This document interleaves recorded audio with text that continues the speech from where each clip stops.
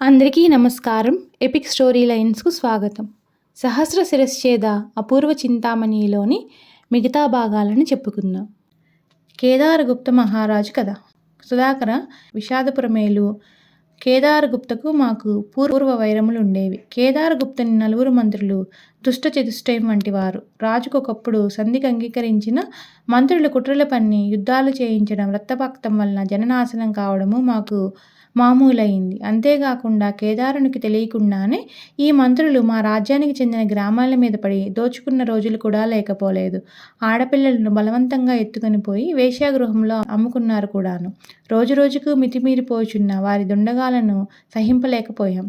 సరిహద్దు రాజ్యాల వైరమైనందువలన మనలో మనకు పోరాటాలు మంచివి కావని మేము పంపిన రాయబారాలను వారు వినకపోవడమే కాక పోయిన వారిని అవమానించి పంపించారు. రాజ్యాంగ ధర్మమును అనుసరించి ఇక మాకు యుద్ధం చేయక తప్పలేదు. మంది మార్బలాన్ని కూడగట్టుకొని విషాదపురం ముట్టడించడానికి బయలుదేరిన మేము దారిలో ఆ అడవిలో అచ్చటనే మజిలీ చేశాం.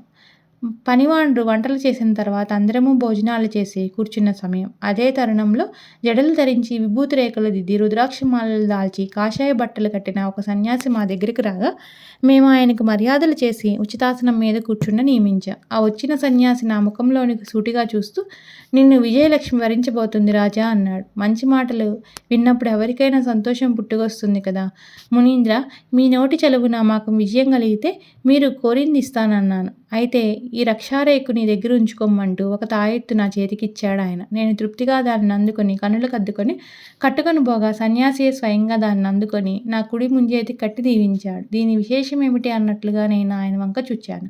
ఆయన చిరునవ్వు నవ్వుతూ, విజయశేఖర మహారాజా, నేను మహిషాసుర మర్దినీదేవి మంత్రోపాసకుడును. నా పేరు హఠయోగీంద్ర స్వామి.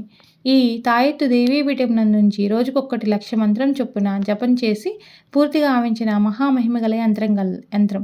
దీన్ని ధరించిన వారికి యుద్ధంలో అపజయం ఉండదు, అకాల మరణం ఉండదు, దారిద్ర్యం ఉండదు. కొన్ని అద్భుత శక్తులున్నవి. ఒకనాటి రేయి దేవి నా స్వప్నంలో కనబడి, హఠయోగి, నీ శక్తినంతా దారబోసి నిర్మించిన ఈ తాయెత్తు నీ దగ్గర ఉండరాదు. నీవు సన్యాసివి, లోక కళ్యాణం కోరదగిన నీవి యంత్రమును ధర్మపరుడైన ఏ మహారాజుకైనా ఇచ్చిన ఎడల ప్రజలు క్షేమంగా ఉంటారు. రాజాదరణలో నీ ఉండి రాజక్షేమం ప్రజాక్షేమం కోరడం ధర్మమని చెప్పింది. ఆ మాటలు సమంజసములే అని నాకు అనిపించాయి. ఎవరికీయదగునని నేను విచారింపగా కాంస్య నగరాధీశ్వరులైన విజయశేఖర మహారాజా వారే దీనికి ధరింపదగిన వారిని పలువురి నోట విన్నాను. ఆ ప్రయత్నం నందే మంచి రోజు నిర్ణయించుకొని దేవికి నమస్కరించుకొని శకనం చుచ్చుకొని బయలుదేరి వస్తూ ఉండగా వెతకపోయిన తీగ కాలికి తగిలిందన్నట్లు మీ పరివారంలో వారు కొందరు నాకు కనపడ్డారు. విజయశేఖర మహారాజా వారిప్పుడు కాంస్యనగరం అందున్నారా అని నేను వారిని అడిగాను. అంతటా మీ దర్శనం దారిలోనే లభించింది. నేను వచ్చిన పని అయింది, సంతోషం అన్నాడు. ఇప్పుడు ఆ దేవీపీఠం ఎక్కడున్నదని నేను అడిగాను. యోగీంద్రులు తిరిగి ఇబ్బంది లేదు. నేను తిరిగి వెళ్లే వరకు దేవికి జరగవలసిన నిత్య నైవేద్యాది సేవలు చేయడానికి ఏర్పాట్లు చేసే వచ్చాను. మీరు యుద్ధంలో విజయం పొంది వచ్చిన తర్వాత నేనెక్కడ నుంటే అక్కడనే నా పీఠం కూడా ఉంటుందన్నాడు ముక్తసరిగా. ఆయన గారి సంకల్పం గ్రహించిన నేను, అలాగే కానియండి అన్నాను. సన్యాసికి అక్కడనే తాత్కాలిక నివాసం ఏర్పరిచి కొందరు సేవకులను నియమించి నేను తిరిగి వచ్చేటప్పుడు మిమ్మల్ని మా వెంట పెట్టుకొని నగరికి తీసుకుపోతానని చెప్పి యుద్ధానికి పోయి విషాదపురి కోట ముట్టడించాను. యుద్ధం చాలా భయంకరంగా జరిగింది. 2 పక్షాలలోనూ జనం విపరీతంగా చనిపోయినందున రణరంగమంతా రక్తమయమైంది. అయినప్పటికీ కేదారగుప్తలో పరివర్తన కలగకపోగా దుర్మార్గాలోచన పెరిగింది. మంత్రులు 4 తమ ముసుగులు ధరించి అర్ధరాత్రి వేళ మా ధనాగారాన్ని, ఆయుధగారాన్ని దోచుకునే తలంపుతో మా సైనిక శిబిరాల్లో ప్రవేశించక ఉన్న వారలను నోరు నొక్కి చంపారు. అదే సమయంలో మెలకుగానున్న మా దళాధిపతులు కొందరు చడివిని లేచి చూస్తూ యుక్తి సాహసాలతో ఆ వచ్చిన 5గురును బంధించడం జరిగిపోయింది. తెల్లవారుచుండగానే కేదారగుప్త మంత్రులతో సహా బందీలైన వార్త విషాదపురం నలుమూలలా వ్యాపించింది. మా పరివారం వెంటనే రాజకోటలో ప్రవేశించి రాజ అంతఃపుర స్త్రీలను, మహారాణిని కూడా బంధించుకొని వచ్చారు. విషాదపురీధీశ్వరుడు నన్ను చూచి సిగ్గుపడి తల వంచుకున్నాడు. నేనే వాడిని పలకరించి, మహారాజా, ఇంత పొరపాటు పని నీవెందుకు చేశావు? నీ వంటి వాడిటువంటి పని చేయవచ్చునా? ధర్మం పాలించే దైవం ఇంకొకడున్నాడా అనే ఆలోచన లేకపోయినదా అని మందలించుచుండగా కేదారగుప్త, ప్రభు, నేను చేసింది పొరపాటు, నన్ను మన్నించమని నిన్ను అడగలేకపోతున్నాను. చచ్చిన పాముని ఇంకా చంపడం ఎందుకు అన్నాడు. నా గుండె జాలితో కరిగిపోయింది. అలాగని వాని నట్టే విడిచివేయకుండా విడిచివేయడం కూడా మంచి పని కాదు. కొంచెం సేపు ఆలోచించిన తర్వాత, సరే రాజా, జరిగిపోయిన దాన్ని గురించి చర్చించేది లేదు. దారిలో మా గురుదేవులు హఠయోగీంద్రులున్నారు. వారిని కలుసుకొని కాంసనగరానికి పోదాం. తర్వాత ప్రశాంతంగా సంప్రదించుకొని ఒక నిర్ణయానికి రావడం మంచిది. కానీ ఇప్పటికిప్పుడు నేనేమీ నిర్ణయించలేకున్నానంటూ నేను బందీలతో బయలుదేరి దారిలోనున్న యోగిని కలుపుకొని కాంసీనగరం చేరుకున్నాను. విజయశేఖర మహారాజు కేదారగుప్తను వారి మంత్రులను బంధించుకొని విజయంతో వచ్చినారనే వార్త మా కాంశీనగరంలోనూ పాకిపోయినందున ప్రజలు చూడ్డానికి గుంపులు గుంపులుగా వచ్చారు. నేను వారందరికీ ఏదో సమాధానం చెప్పి తిరిగి పంపించాను. తరువాత మా ప్రథమ సేనాధిపతిని పిలిచి కేదారగుప్తుని తన మంత్రులతో కూడా మన రాజ్యాంగ విషయాల గురించి సమాలోచనలు జరుపుకునే భవనంలోనికి తీసుకుని రండి. ఇటులైనను వారు మనకు శత్రువులు, మోసగాళ్ళైనందున నమ్మరాదు. ఒక్కొక్కరిని గమనించి ఉండి వారి వలన పొరపాటు జరుగు పక్షంన వెంటనే చంపడానికి తగిన ఆయుధములు గల మన రాజభటులను కూడా ఏర్పాటు చేయవలసిందిగా నియమించాను. అదేవిధంగా సమావేశం జరిగింది. ఆ సమావేశానికి సన్యాసినే పెద్దగా ఎన్నుకున్నాం. యోగీంద్ర, కేదారగుప్తాదులు మనకు శత్రువులే అగుగాక వారిప్పుడు పట్టుబడి ఉన్నారు. చేజిక్కిన వాడిని చంపడానికి నా మనసు అంగీకరించదు. అట్లని నమ్మి విడిచిపెట్టుటకు అవకాశమూ లేదు. ఈ సమయంలో ఏం చేయవలేనో నాకు తోచుటలేదు. మీరే ధర్మం అయినట్లు చెయ్యండి అంటూ వానికే బరువు భారము అప్పగించి కావలసిన ధనము పనివారిని సమకూర్చాను. స్వాములు వారి నివాసం ఒక ఆశ్రమం నిర్మించుకున్నారు. ఆ ఆశ్రమంతోనే మహిషాసురమర్దిని పీఠం కూడా నిలుపుకున్నాడు. ఆశ్రమం చుట్టూ ప్రాకారం నిర్మించబడింది. ప్రాకారానికి అవతల చుట్టూను కొన్ని భవనములు, ప్రాకారముల నుండి భవనములకు పోవడానికి ద్వారాలు, ప్రతి ద్వారం దగ్గర ఆయుధాలు ధరించిన రాజభటుల కాపలా, ఆ భవనాల కాపలా ఇంకొక ఎత్తైన ప్రాకారం, దాన్నెవరూ దాటలేరు. ఆశ్రమానికి వెనకగానున్న భవనంలో కేదారగుప్తుడు భార్యాబిడ్డలతో కాపురం. పక్కనున్న భవనాలలో మంత్రుల నివాసం. వారి వారి మందిరాలలో అందరూ స్వతంత్రులే. కానీ వారు ఆ చోట్ల దాటి ఎచ్చటకు పోరాదు. మంత్రులు గాని రాజు గాని ఒకరికొకరికి కనబడరాదు, మాట్లాడుకొనరాదు. వారి చుట్టూ రాజభటుల కాపలా ఉంటుంది. యోగి మాత్ర మందిరం దగ్గరకు పోయి మాట్లాడడానికి అవకాశాలు ఉండేలా ఏర్పాట్లు చేయించారు. ఈ కట్టుబాట్లు చూచి నేను సంతోషించాను. యోగీంద్రులు నన్ను చూచి, రాజా, వీరికి ఇంకా అహంకారం చావలేదు, కొంతకాలం జరగాలి. నేను వీరికి జ్ఞానబోధలు చేసి మంచి మనసులు గలవానిగా తీర్చిదిద్దుతాను. మనం తలిచినట్లు వీరు ముందు ముందు మంచి దారికి వస్తే వీరి రాజ్యాన్నిచ్చి సామంత పాలకునిగా నియమించుకొనవచ్చు. లేదా ఇక్కడ వారిని ఇక్కడనే అంతరించిపోతాదు. అంతవరకు నీవే విషాదపురాన్ని పాలిస్తుండు అని చెప్పారు. అలాగా 6 మాసాలు జరిగినాయి. అంతా ప్రశాంతంగానే గడిచిపోతుంది. ఒకనాటి ఉదయమున తెల్లవారక ముందే హఠయోగి మునీంద్రుడు, కేదారగుప్తరాజు, రాణి ముగ్గురూ పారిపోయిన వార్త రాజంతపురం దాకా పాకింది. మేమంతా పోయి చూచాం. ఆశ్రమంలో పీఠమున్నది. రాజదంపతులున్న మందిరం వాకిలి తెరిచి ఉన్నది. ఆశ్రమంలోనూ ప్రాకారాలలోనూ మందిరాలలోనూ కాపలా కాయుచున్న సేవకులంతా మత్తులో పడి ఉన్నారు. మంత్రులు 4 ఇక్కడనే ఉన్నారు కానీ వారికి ఏమీ తెలియదంటున్నారు. అంతా అయోమయంగా మారిపోయింది. పతాకసేన మహారాజు కథ. మహర్షి గొప్ప మహిమ గలవాడనే వదంతి రాజ్యమంతటా పాకింది. ప్రజలు గుంపులు గుంపులుగా వచ్చి స్వామిని సేవిస్తున్నారు. వారిచ్చే తీర్థప్రసాదాలు పుచ్చుకుంటున్నారు. కొందరు వేదాంత చర్చలు చేయుచున్నారు.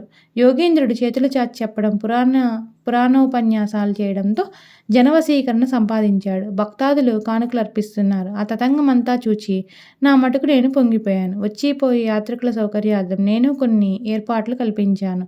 కానీ సన్యాసి తన చెందుకు వచ్చిన వారెవరూ రాత్రికాలంలో అక్కడ ఉండరాదని శాసించాడు. అదే పద్ధతి జరుగుతూ వచ్చింది. గురుదేవుడు కేదారగుప్తునికి జ్ఞానబోధలు చేయుటకనే నెపంతో రాకపోకలు ఎక్కువ చేశారు. వారు ప్రయోగించే సమయాలలో ఎవరూ దగ్గరుండరాదనే నిర్ణయం కూడా ఏర్పడింది. కేదారగుప్త కూడా సన్యాసి సాంగత్యం కోసం ముందుకొస్తున్నాడు. అయితే మంత్రులు కొందరు మాత్రం ఎలాగో పసిగట్టి వారి ఆలోచనలు అవగతం చేసుకుంటున్నారు. కానీ బందీలై ఉన్న కారణాన ఏమీ చేయలేకపోతున్నారు. ఇంత జరుగుతున్నా నాకు అనుమానం కలగలేదు. ఏకాంతంగా కేదారగుప్తుని కలిసిన సన్యాసి, రాజా, నీకు ఒక వినదగిన కథ చెబుతాను. 100 సంవత్సరాలకు పైనాటి మాట. అప్పటికి నేను విజయశేఖరుడు పుట్టనే లేదు. మొదట ఈ హఠాక ద్వీపం వెళ్ళిన పతాకసేన మహారాజు వంశానికి చెందినవాడని నేను. ఆ కాలంలో దీవిని పాలించిన వారు నా పూర్వీకులు. ఈ విజయశేఖరుని వంశానికి చెందిన మణిశేఖరుడని వాడు వచ్చి పతాకసేనుని యొద్ద అంతఃపుర పరిచారకుడిగా ప్రవేశించాడు. కొంతకాలానికి అతడు కపట వినయం నటించుతూ రాజాదరణ పొంది కుటుంబ సభ్యులలోనొకడిగా ప్రభుల వారి అంతరంగికుడిగా మారిపోయాడు. ఒకానొక సమయాన కుటుంబ సమేతంగా తీర్థయాత్రలు సేవింపు బయలుదేరిన పతాకసేన మహారాజు నమ్మకం గలవానిగా నున్న ఈ మణిశేఖరునికి రాజ్యపాలనా భారం అప్పగించడం జరిగింది. ప్రధాన వ్యక్తులను తన వశం చేసుకున్నాడు. సింహాసనం అపహరించడానికి కుట్ర పన్నాడు. కొన్ని నిర్ణయాలు కూడా జరిగాయి. యాత్రలు సేవించిన పతాకసేన మహారాజులు తిరిగి కుటుంబంతో కూడా ఇంటికి వచ్చాక పెద్ద ఎత్తున అన్న సమారాధనలు చేసి దానధర్మాలు కూడా గావించి తృప్తి పొందాడు. కాంసనగర పాలనాధికారం కొంతవరకు గుప్పిట పట్టుకున్న మణిశేఖరుడు తనకు కొందరు అనుచరులను సమకూర్చుకున్నాడు. దేవుని ప్రసాదంలో విషం కలిపి రాజమందిరానికి పంపించాడు. విషప్రయోగం చేయబడిన పతాకసేన మహారాజు భార్యాబిడ్డలు మరణించుచుండగానే మరికొందరు సేవకులు నియమించారు. రాజకుటుంబానికి అపకారమని సహింపని ప్రధానోద్యోగులందరూ బంధించి కారాగారమును చేర్పించాడు. పురప్రజలందరూ రావించి వారి ముందు ఆ మణిశేఖరుడు రాజకుటుంబం మీద భక్తి గౌరవములున్నట్టును జరిగిన ఈ ఘోరంలో తనకి ఎటువంటి ప్రమేయము లేదన్నట్లు తీయని మాటలతో, మహాజనులారా, మనలను కన్నతండ్రిలా పరిపాలించిన మన పతాకసేన మహారాజు వారు కుటుంబ సమేతంగా చనిపోయినందున నేనెంతగానో చింతించున్నాను. దైవ నిర్ణయాన్ని తప్పించడానికి మనమెంత వారం. ఇప్పుడంత దుఃఖించినా మాత్రం మరణించిన మహారాజా వారి తిరిగి బ్రతికించుకొనగలమా? పోయిన వారితో పోలేము గనుక ముందు పని గురించి ఆలోచించడం మన ధర్మం. ప్రస్తుతం కాంచీనగర సింహాసనం ప్రభువు లేనిదయింది. పతాకసేనునికి వారసులు ఎవరో నాకు తెలియదు. నాకు తెలిసినంత వరకు లేరనుకుంటాను. దానికి ఆలోచించేదేమున్నది? ఎవరి రాజ్యానికి పాలకులైతే వారే ప్రభువునకు దత్తకుమారులవుతారు. కనుక ఇప్పుడు ఈ సింహాసనం మీద ఎవరిని కూర్చుండబెట్టేదమో మీరే చెప్పండి. ప్రజాభిప్రాయాన్ని అనుసరించి ఇక్కడ పనులు నెరవేరుస్తా అన్నాడు. ఆ మాటలు ఆలకించిన ప్రజలంతా మెచ్చుకున్నారు. మణిశేఖరుని ఆంతరంగిక మిత్రులు అంతకుముందే అనుకుని వచ్చిన వారైనందున వెంటనే ఇంకా ఎవరో ఎందుకు, మీరే మాకు ప్రభువులు కావాలి అని ఎలుగెత్తి చెప్పారు. అసలు మర్మం తెలియని ప్రజలు ఆ మాటలనే బలపరిచారు. అందులోనే మణిశేఖర మహారాజు గారికి జై, మణిశేఖర మహారాజు గారికి జై అనే నినాదాలు మారుమోగినాయి. మణిశేఖరుని కుట్ర ఎవరికీ తెలియకుండగానే కాంసనగరానికి ప్రభువయ్యాడు. నేటి విజయశేఖరునికి ఈ రాజ్యం ఇలాగా సంక్రమించింది. పతాకసేనుని వంశం వారంతా రాజ్యం విడిపోయి కొండాకొండల పాలయ్యారు. వారు నా తాత తండ్రులు. ఒకనాడు మహారాజు కుటుంబానికి చెందిన మా పెద్దలు ఈనాడికిట్లు తినతిండి, కట్టుబట్ట, తలదాచుకొనుటకు నీడలేని కష్టాల పాలైనది మణిశేఖరుని వల్లనే కదా అని వాపోయేవారు. రాజవంశానికి చెందిన నేడు కూడా కొండల్లో బ్రతకవలసి వచ్చింది.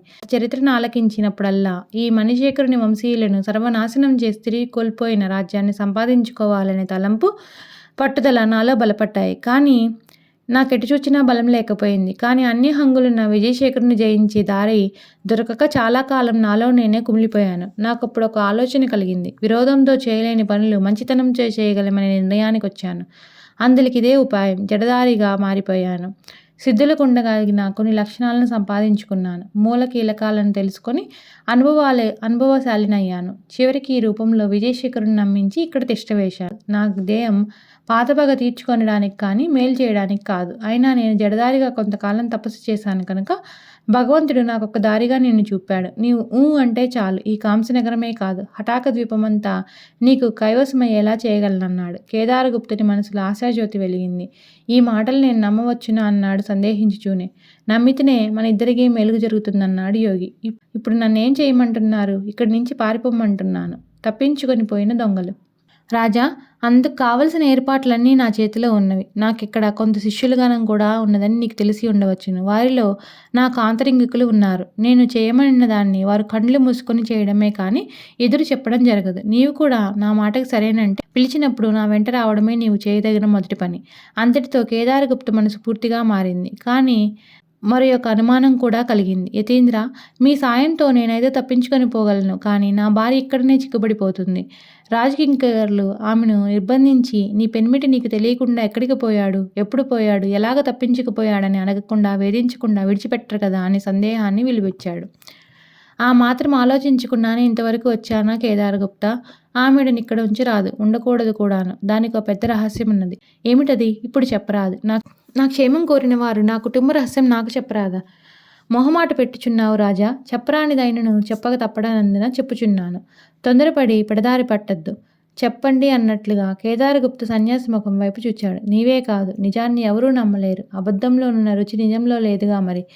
విజయశేఖరుడు ఇప్పుడు ఒక వింత నాటకం ఆడుతున్నాడు. ప్రజలతో తానొక ధర్మావతార మూర్తిని అనిపించుకుని జనవశీకరణం సంపాదించడానికే ఈ ఎత్తు వేశాడు. పగవాడైన కేదారగుప్తునికి అపకారం చేయని పెద్ద మనిషిలాగా 10 మందిలో కనిపిస్తున్నాడు. ఇందువలన వానికి రాగల నష్టమేమీ లేదు. నీకింత తిండి పెడుతున్నాడు, మీ రాజ్యం పాలించుకుంటున్నాడు. రేపు నీ మీద ఏదో ఒక అపహానేరం కల్పించి అందరి చేత నిన్ను చీచీ అనిపించి నీకు మరణదండని విధిస్తాడు. నీవప్పుడు నేనే పాపమెరుగని దేవుడా అని నెత్తి నోరు కొట్టుకొని వాపోయినప్పటికీ నీ మొర ఆలకించేవారుండరు. ఇది వాని రాజ్యం, వాని పరివారం, వాని ప్రజలు, వాని పెత్తనం. ఇంతకు ముందే తానొక న్యాయమూర్తిగా పేరు సంపాదించుకొని ఉన్నాడు. నీ మాట నమ్మరు సరికదా, నిన్ను ఉరికంబం ఎక్కించవలసిందే అని తీర్మానిస్తారు కూడాను. అప్పుడు నీ భార్యకి ఎటు చూసినా ఆధారం ఉండదు. పెనిమిటిని కూడా కోల్పోయిన తర్వాత ఇతరులకు సులభంగా లొంగిపోక తప్పదని విజయశేఖరుడు కపట ఆలోచన. దిక్కుదోవలు లేని పరిస్థితిలో అబలకేమీ చేయలేక ఏ పనికైనా పాల్పడగలరని ఆ రూపంగా నీ భార్యను అతడు పొందవలేనని కోరికతోనే నిన్నేమీ కష్టాల పాలు చేయకుండా ఇంత మర్యాదగా చూస్తున్నాడని నీకు ఇప్పటికైనా తెలుసుకొని రానున్న ఆ ప్రమాదం నుండి తప్పించుకొనడానికి ఇందులో నాకు కూడా స్వార్థమున్నది. ఇది విజయశేఖరుడి మీద పగని ఇంతకు ముందు చెప్పాను కదా అని పూర్తిగా నమ్మించాడు. యోగి మాటలకు కేదారగుప్త తలకెక్కినాయి. వెంటపోవడానికి సిద్ధమయ్యాడు. వారు యోగేంద్రునితో, స్వామి, మనం ఇక్కడి నుండి తప్పించుకొని పోయేదెలాగా? ఎక్కడుండగలం? ఆ తర్వాత ఏం చేయగలం? అంటూ ప్రశ్నలు కురిపించాడు. మునీంద్రులు జంకు గొంకులు లేకుండా, రాజా, దానికి అన్ని ఏర్పాట్లు చేసే ఉంచాను. ముందు నీవిక్కడ నుండి నీ భార్యతో కూడా బయలుదేరి నా వెంట రాగలిగితే అని ఆగిపోయాడు. కేదారగుప్తుడు పూర్తిగా సన్యాసికి వశమైపోయాడు. ఒకనాటి యద్దమరేయి సన్యాసి అనుచరులు మత్తు పదార్థాలను ఆరగించి ప్రాకారాలలో కాపలాలు గాయ వారందరూ మైకంలో పడిపేశారు. యోగేంద్రుడు కేదారగుప్తు ఉన్న భవనం తలుపులు తెరిచి రాజదంపతులతో కూడా మరి 2 సేవకులను వెంటబెట్టుకుని నగరం విడిచి పారిపోయారు. ఆ వార్త నాకు అందిన వెంటనే మేము అచ్చటికి పోయి చూచి విస్తుపోయాం. పారిపోయిన వారిని పట్టుకొనుటకే పరివారాన్ని నియోగించాను. ప్రయోజనం లేకపోయింది. కారాగారం నుండి తప్పించుకుపోయిన 5గురు 2 దినములు ప్రొద్దెక్కునప్పటికీ ఒక కీకారణ్యం మధ్య చేరి మర్రి చెట్టు క్రింద కూర్చున్నారు. ఏ అవాంతరము లేకుండా రాజనగరం నుండి ఇంత దూరం వచ్చాం, మనకింక ఏ ప్రమాదము లేదని రాజదంపతులు పొంగిపోయారు. అంతటా హఠయోగి కేదారగుప్తతో, రాజా, మహారాణి గారు బాగా బట్టలిక చెందియున్నారు. ఆమెను చూచిన నాకే జాలి ఎగుచున్నది. మనమిచ్చట భోజనములు చేసుకున్న తర్వాత ప్రయాణం సాగించుట మంచిది. భోజనమునకు సామాగ్రి కావలేను కదా. ఇదిగో నేనిచ్చిన ఈ 10 వరహాలు పట్టుకెళ్ళి సమీప గ్రామంలో పప్పు బియ్యములు వంట చేసుకుని పాత్రలు కొని ఈ సేవకుని చేత మోయించుకొని రమ్ము. 2వ సేవకుడు రాణిగారి చెంత కాచుకొని ఉంటాడు. రాణిగారి ఇంచిగా విశ్రమించి లేచే లోపల నేను పక్కనున్న సెలియేటికి పోయి స్నానం సంధ్యావందనం కావించుకొని వస్తానంటూ సంచిలో నుండి 10 వరహాలు తీసి రాజు చేతిలో ఉంచాడు. మౌనంగా ఉన్నావేం రాజా? మహారాజువైన నేను ఈనాటికి ఒక సన్యాసి చేతి నుండి 10 వరహాలు తీసుకోవలసి వచ్చిందే అని విచారపడుతున్నావా? అదంతా మర్చిపో. అది కాలప్రభావం. పరిస్థితులు బాగుండినప్పుడు నీవేమి చేయగలవు? తొందరలోనే నీకు మహాచక్రవర్తి యోగం పట్టనున్నది. దానికేం గాని ముందు భోజనాలకి కాలమగుచున్నది. ముందు నీవి పక్కనున్న గ్రామంలోకి పోయి కావలసిన వారిని తీసుకుని రా అంటూ తొందర చేశాడు యోగి. రాజు లేచి దారి పట్టాడు. సేవకుడు ఆయన్ను అనుసరించాడు. రాణి కొంతసేపు మేను వాల్చింది. 2వ సేవకునికి జాగ్రత్త చెప్పి యోగి పక్కనున్న సెలయేటికి పోయాడు. పొద్దు పడమరకు వాలుతుండగా రాణి నిద్రపోయి లేచింది. స్నాన సంధ్యాదులు ముగించుకొని వచ్చిన యోగి కూర్చొని రాణికి ఏవేవో మంచి మాటలు చెబుతున్నాడు. ముని మాటలు ఆలకించుచునే మధ్య మధ్య పెనిమిట రాక దారి వెంట ఎదురు చూస్తున్నది రత్నప్రభ. అది గమనించిన యోగి కూడా తన ప్రసంగం నిలిపి, కేదారగుప్త ఇంకా రాలేదే అని మరలా తన ప్రసంగం చెప్పడం సాగిస్తున్నాడు. చివరికి సూర్యాస్తమయ సమయమైంది. రాజుగారి వెంటపోయిన సేవకుడు తిరిగి వచ్చి, మేము గ్రామం చేరడానికి పోవు దారిలో పొదల చాటున పొంచి ఉన్న పెద్ద పులి అమాంతంగా వచ్చి కేదారగుప్త మహారాజు వారి మీద కలియబడింది. ఆయన గారు చాలాసేపు దానితో పోరాడి గాయపడ్డారు. వారిని నేనే పక్క గ్రామంలోకి భుజం మీద మోసుకొని పోయాను. గ్రామంలోని వారు మంచివారైనందున ఆదరాభిమానాలతో రాజువారిని ఒక ఇంట మంచం మీద పడుకోబెట్టి ఉపచర్యలు చేయుచున్నారు. వారికి ప్రాణభయం లేదు, కానీ కొంచెం చికిత్స పొందవలసి ఉంటుంది. అమ్మగారికి చూడ్డానికి తహతహలాడుతున్నారు. అక్కడున్న వారంతా మిమ్మల్ని తీసుకొని రమ్మని నన్ను పంపించారని చెప్పాడు. ఆ మాటలు వింటూనే మహారాణి మూర్ఛపడిపోయింది. సేవకులు తెచ్చి ఇచ్చిన నీరు రాణి ముఖాన్ని చల్లి మూర్ఛ నుండి తేరుకునేలోగా ఉపచారాలు చేశాడు యోగి. మహారాణి, దురదృష్ట దేవత మిమ్మింకా విడిచిపోలేదు. అయినా భయం లేదు, నేనున్నాను. వనమూలికా వైద్యం చేసి నీ పెరిమిటి గాయాలను నేను బాగు చేయగలను. పాపం నీకే ఎంత తప్పించుచున్నాడో ఏమో. తొందరగా పోవుదములే అని చెప్పి బయలుదేరాడు. సేవకుల వెంట రాణి వెంట యోగి లేచి నడక సాగించారు. మగసక చీకటి పడింది, కానీ గ్రామం రాలేదు. మరొక కొండ ప్రదేశానికి చేరుకున్నారు. యోగి సేవకుని చూచి, గ్రామం ఎక్కడరా అని గద్దించాడు. సేవకుడు భయపడుతున్నట్లు నటించి, గ్రామం దారి తప్పిపోయింది గురువుగారు, నేను మర్చిపోయాను. ఇప్పుడు చీకటి పడింది గనక నేను దారి తెలుసుకొనలేను. రేపొద్దున్న వెలుగులో తిరిగి దారి పట్టుకొనగలను, మన్నించండి అన్నారు. యోగి తన సేవకుని 4 చివాట్లు వేసిన తర్వాత, మహారాణి, మనం ఇంక చేయదగినది ఏదీ లేదు. ఈ కొండలో ఏదైనా లోయ చూచుకొని తెల్లవారిందాకా కాలం గడపక తప్పదు. రేపటి ఉదయం రాజువారి చెంతకు పోవుదాం. ఇక్కడ అన్ని వనరులు నా సేవకులు చేస్తారు. నేను సాయం సంధ్యావందనం చేసుకుని వస్తానని చెప్పి దూరంగా పోయాడు. రత్నప్రభ, కేదారగుప్తుల కలయిక. సేవకులు చిదుగు పుల్లలు సేకరించి మంట వెలిగించారు. ఆ మంట వెలుతురులోనే కొండలోయలో చిమ్మి బాగు చేశారు. ఆకులు తెచ్చి పక్కన అమర్చారు. రాణి ఆ ఆకుల మీద కూర్చుని ఉండగా వారు కొన్ని పండ్లు తెచ్చి ఆమె ముందుంచి తినమన్నారు. కానీ విచారంలో మునిగిపోయిన రాణి ఏమీ తినకుండా ఉగ్గపట్టి కూర్చుంది.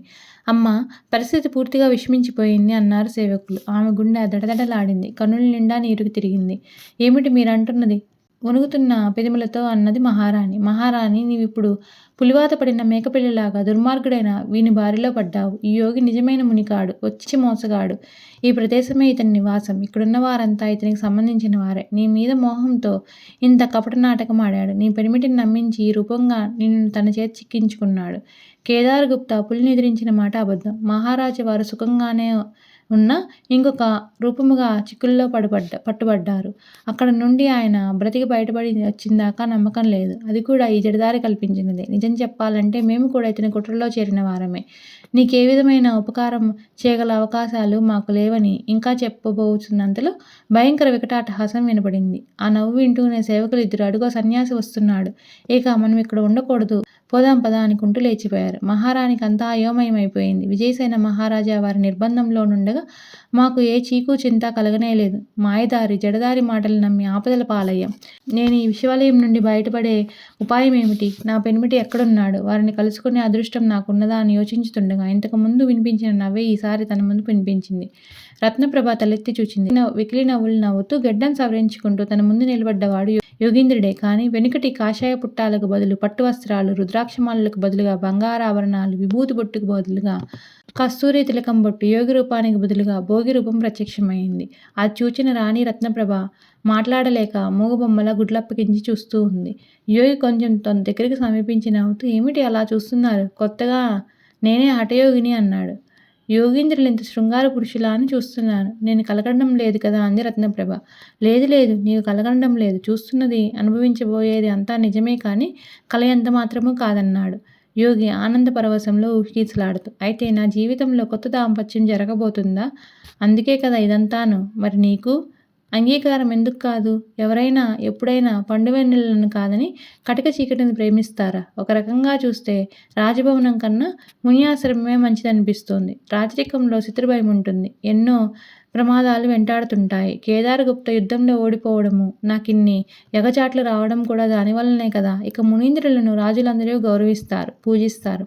సన్యాసి మఠం మీద దండెత్తే రాజులు ఎవరూ లేరు. రాజపూజితం గల గురువుగారి భార్య మీద ఏగ కూడా వాలదు. కనుక నాకిదే ఆనందం అనుకుంటున్నానన్నది రాణి. అయితే ఆలస్యం ఎందుకు రా అంటూ సమీపించబోయాడు యోగి. వెంటనే రత్నప్రభ కొంచెం పక్కకు తప్పుకుంటూ, ఎప్పుడెప్పుడా అని నేను ఎదురు చూస్తూనే ఉన్నాను మహాముని. ఈ దినమంతా నేను స్నానం చేయలేదు, భోజనం చేయలేదు. శరీరం చెమట వాసన వస్తోంది. కొత్త కాపురంలో కాలు పెట్టడం ఇలాగైనా?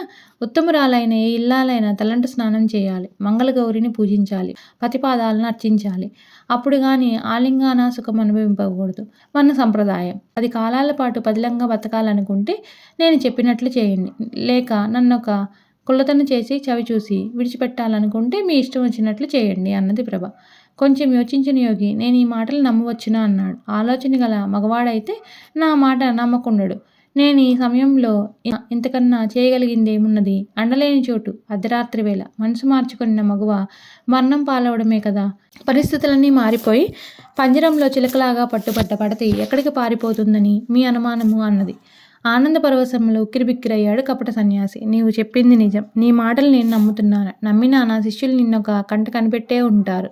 నీవు ఆ గౌరీ పూజలన్నింటినీ నిరాటంకంగా నెరవేర్చుకో. మంచి రోజులలోనే మనం మంగళ స్నానాలు చేసి మహదానందంగా దంపతులమైపోదాం. తెల్లవారేటప్పటికి నా సేవకులు వస్తారు. నీకు ఇక్కడ కాపలా ఉంటూనే నీకు కావలసిన ఉపచర్యలు చేస్తుంటారని చెప్పి తిరుగుముఖం పట్టాడు. సరే, మీకు వీడ్కోలు చెప్తాను పదండి అన్నది. నాకు స్వాగతం చెప్పడమా వీడ్కోలు చెప్పడమా అన్నాడు యోగి. స్వాగతం చెప్పే సమయం ముందుంది కదా, ఇప్పుడు చెప్పేది వీడ్కోలు అన్నది ప్రభ. ఓహో! మాటలలో కూడా మంచి జానవేనన్నమాట. సరే పోతున్నానని దారి పట్టిన సన్యాసి వెంట నవ్వుతూనే గుహ వెలుపల దాకా వచ్చింది రత్నప్రభ. సన్యాసి నవ్వుతూ చాలా దూరం నన్ను పంపడానికి వచ్చావు కానీ ఇక పో అని ముందుకు సాగాడు. అతని వంక చూస్తూనే నిలబడిన రత్నప్రభ కంటికి యోగి కనపడకుండా పోయిన తర్వాత ఒక్కసారిగా గట్టిగా గాలి పీల్చుకొని బయటి నుంచి గుహ వంక చూడకుండా పక్కదారి పోసాగింది. పరుగు కోసం ప్రాణాలను తెగించిన మహారాణి ఆ 4వ జాముత రాత్రి వేళ అడవిలో ఎటుపోతున్నదో ఎవరికీ తెలియదు. కొంతసేపటికి తెల్లవారింది. జాము పొద్దెక్కింది. గడిచిన దినమంతా తిండి లేక, నిద్రలేక, స్థిమితం లేక ప్రొక్కియున్నందున పొద్దు పొడుపు వేళ ఎండ తీవ్రానికి భరింపలేక దారిలో పడిపోయింది. ఆమెకు స్మారకం లేదు. సాయంత్రం సూర్యాస్తమయ సమయం. మహారాణికి స్పృహ కలిగింది. అపరిచితులెవరో అందించిన మంచినీరు గటగటా త్రావిన మహారాణి కళ్ళు తెరిచి చూచింది. ప్రభా అనే పిలుపు చెవుల్లో పడినంతనే లేచి కూర్చుంది. మధురమైన ఆ పిలుపులోని ఆప్యాయత మహారాణికి కొంత పూర్వస్మృతిని కలిగించి లేని బలాన్ని ఇచ్చినందున లేచి కూర్చున్నది. కానీ తన కళ్ళను తాను నమ్మలేకపోయింది. ప్రభు అనిన తోడనే నేనే అని అన్నాడు. ఇప్పుడు ఎక్కడ ఉన్నానన్న రాణిగారి మాటలకు బదులుగా రాజుగారు నా చెంతనే ఉన్నావు. భయం లేదు. ముందు నీవు లేచి స్నానం చేసి భోజనం చేయి. ఆ తరువాత అన్ని విషయాలు మాట్లాడుకుందాం అన్నాడు. అంతలో కొందరు స్త్రీలు వచ్చి రత్నప్రభ రెక్కలు పట్టుకొని రండమ్మ గారు అంటే లేవదీసి లోపలికి తీసుకొని పోయారు. రత్నప్రభ గారికి రాజోపచారాలు జరిగినాయి. రాజుగారు కూడా వారి పనులు పూర్తి చేసుకున్నారు. ఒక చిన్న వేదిక మీద కూర్చున్న కేదారగుప్త రత్నప్రభను దగ్గరికి పిలిపించుకొని కూర్చుండబెట్టిన తర్వాత ఆమె చెప్పిన కథంతా విని సన్యాసి మీద ఉక్రోషంతో ఉడికిపోయాడు. కానీ దేనికైనా సమయం కానందున తమాయించుకొని, ప్రభా ఇక నా విషయం చెప్తా విను. యోగిచే నా వెంట పంపబడిన సేవకుడు నన్ను దారి తప్పించి గ్రామానికి పోనీయకుండా ఈ గూడానికి తీసుకువచ్చాడు. ఈ గూడానికి పులికేతిగాడు రాజు. పులికేతిగాడును మాయ సన్యాసి అనుచరుడే. వాడే వీణ్ణిచ్చట సర్వాధికారిగా నియమించాడు. సేవకుడు వానితో ఏదియో రహస్యములు మాట్లాడిన తర్వాత తిరిగి దారి పట్టడం చూచి నేను అతనిని అనుసరించాను. కానీ పులికేతిగాడు నాకు అడ్డు వచ్చి వికటాట్టహాసం చేస్తూ, ఆగు, నీవెక్కడికి పోతావు? నిన్నింక కదలనీను. బతికినంతకాలం ఇక్కడుండి పోవలసిన వాడివేనని గద్దించాడు. నేనంత మర్యాదగా చెప్పి చూసినా వాడు దారి తప్పకొనలేదు. నాకంతట కోపం వచ్చి కరవాలను దూసి వాని తల నరికివేశాను. అది చూచినంతనే గూడెంలో పెద్దపెట్టిన కలవరం బయలుదేరింది. గూడెంలో నన్ను జనమంతా కట్టగట్టుకొని వచ్చి నా చుట్టూ మూగారు. వీరందరినీ చంపి నేను ఇప్పుడు నా ప్రాణాలను కాపాడుకోవలేననుక బొల్లని తలుచుచుండగా వారందరూ ఒకసారి చేతులెత్తి దండం పెట్టారు. అందరి ముఖాల్లోనూ ఆనందం తప్ప ఆవేశం కనపడలేదు. వారి చర్య నాకు కొంత వింత కలిగించింది. దగ్గరకు పిలిచాను. వారిలో ముగ్గురు ముందుకు వచ్చి, దొర, నువ్వెవరివో మాకు తెలియదు, కానీ దేవుడిలాగా వచ్చి మమ్మ కాపాడినావు. ఇంక మీద నువ్వే ఏలికవు. ఈ సచ్చినుడు పరమ దుర్మార్గుడు. మీరనేదేమిటో నాకు బోధపడడం లేదు. వివరంగా చెప్పండి అన్నాను. అంతా కూర్చున్నాం. ఏమిటని అడిగాడు. దొర, హఠయోగి అనేవాడొకడు కిరాతకుడు. అడవి ప్రదేశానికంతా వాడు పెద్ద మోసగాడు. ఆడు దొంగేసాలు వేసుకొని గొప్ప గొప్ప నగరాలకు పోయి మహారాజులనే సిత్తు చేస్తుంటాడు. అప్పుడప్పుడు వచ్చి మా గూడెంలోని వారిని పెట్టే బాధలు కావు. ఆ యోగిగాడు ఏడకోపోతూ ఈ పులికేతిగాడిని ఈడ మా మీద పెద్దగా నియమించుచుండు. ఈడతడి కంటే పచ్చినెత్తురు తాగే దుర్మార్గుడు. కొంతమంది అయితే ఈడు పెట్టే చెరలు పడలేక పానాలు కూడా తీసుకున్నారంటే నమ్మండి.